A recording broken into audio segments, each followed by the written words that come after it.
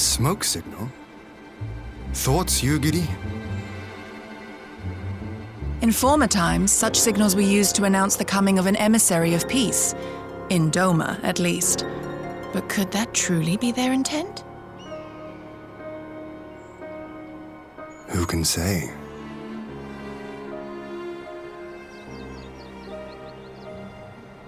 Whatever they want, we cannot simply blast them out of the sky. Not when they were so gracious as to honor one of our cherished traditions.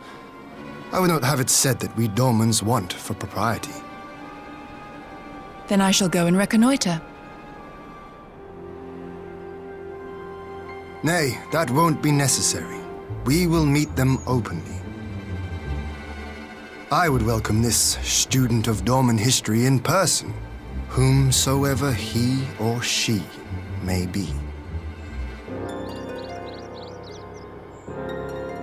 As you wish, my lord. I shall arrange for a signal of our own to be fired in answer.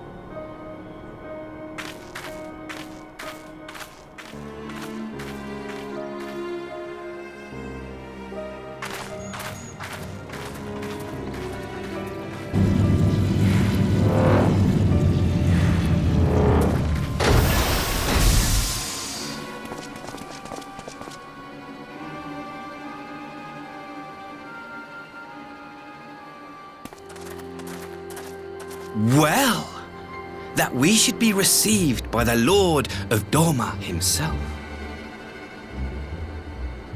I but afford an emissary of peace the courtesy he is due. Welcome to Doma, my lord. Ah, where are my manners? I am Asahi Sus Brutus, ambassador plenipotentiary of Garlemald. He is heir to the Naiuri clan, and Yotsu's stepbrother. It seems I need not introduce myself, not in the presence of the famed Yugiri Mistwalker. Your skills as a shinobi are known far and wide, my lady. It is true, the former acting viceroy is my sister, yet bonds of kinship aside, we have precious little in common. As will soon become plain, I come not to sow strife, but to end it.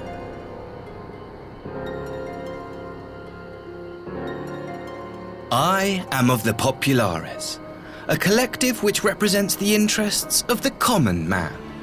Long have we labored to bring about reform to the Empire's provincial policy. Happily for us, our master acknowledges the need for change. Indeed, His Radiance, Emperor Varys Zos Galvus, personally sanctioned this mission, granting me the authority to speak with his voice. To negotiate peace with Doma.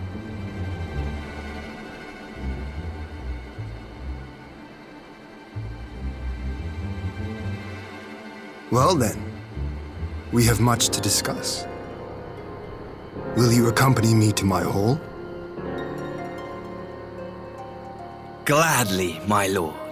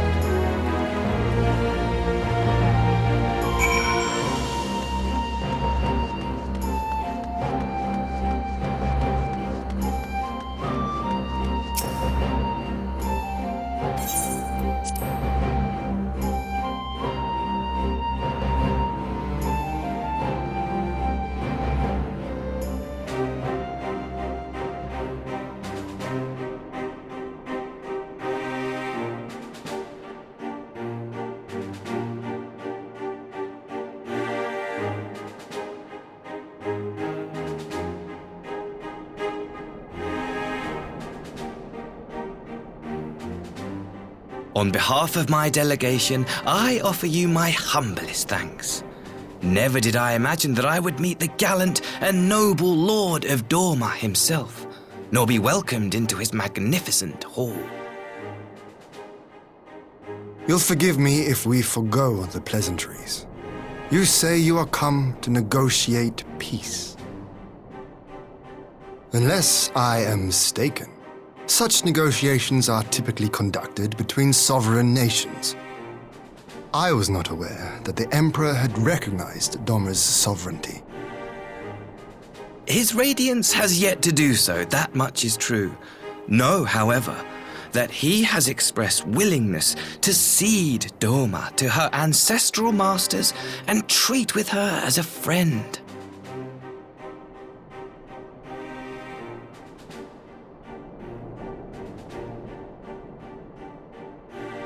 Since the days of Emperor Solus, the Empire has aggressively expanded its territory. While you may not agree with our founding father's policy of expansion, I believe there is room for discussion on the matter of his lifelong goal, to rid the world of icons.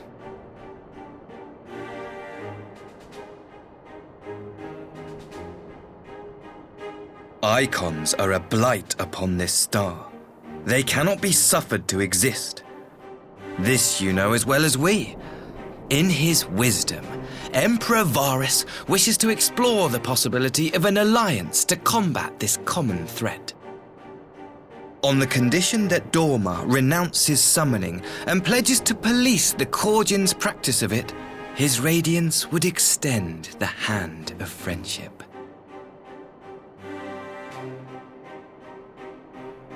Dorma has never shown any appetite for summoning, and it should go without saying that we will address any threat to our people, icon or otherwise.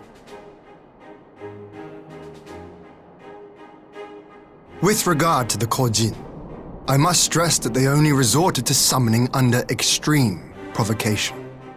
When the Ruby Sea was at peace and their sacred relics safe, they looked not to their kami for protection. Yet even now there are certain parties who would destabilize the region with ill-conceived military forays. Unless they alter their course, we cannot hope to be rid of icons. Quite. I can but apologize. In seeking to eliminate icons, the Empire creates them. 'Tis an irony among ironies, one with which the people of Eorzea are well acquainted, I am told. Indeed, many summonings are the result of persecution, the weak being driven to call upon the divine for deliverance from the strong. So it was in Alamigo, the bitter fruit of Garlean oppression. A tragic state of affairs. If we are to put an end to summoning once and for all, it shall not be through might, but harmony. Yet we continue to repeat our mistakes, oblivious to the lessons of history. My comrades and I would change all that. We, populares, have campaigned long and hard for a shift in imperial policy. And at last, the Emperor has seen fit to lend us an ear.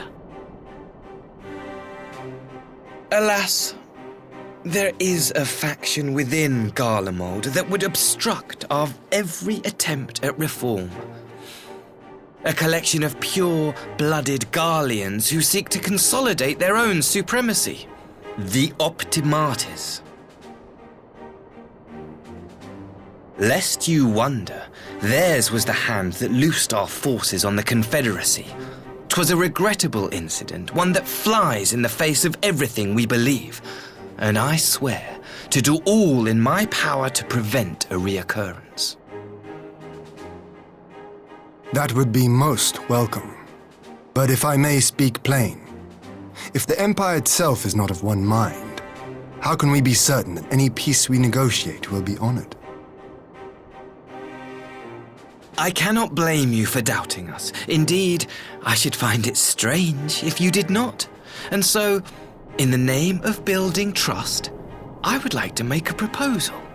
A prisoner exchange.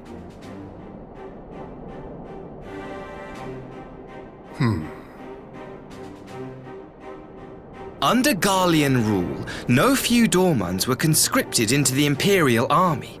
We would repatriate them in return for those of ours you captured in the recent conflict. Naturally, any exchange would include the acting Viceroy. Yotsu? What makes you think we have her? Forgive me, my lord. Was it not your wish to speak plain? Let us not play games. I desire only to work to our mutual benefit. The Optimates tried and failed to take my sister by force. I would succeed by peaceable means, thereby strengthening my party's hand. 'Twould be a lie to say I would not also be glad of my sister's safe return. A fellow plain speaker. How refreshing. Very well. Your proposal has merit, but I will need time to consider it. Of course, my lord. May we remain in Dorma until you have come to a decision?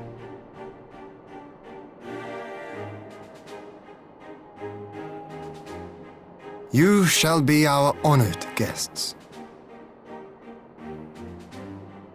Yugiri, I leave the ambassador and his retinue in your care.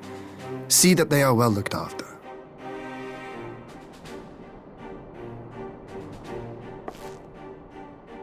You have our gratitude, Lord Hien. We shall look forward to your answer.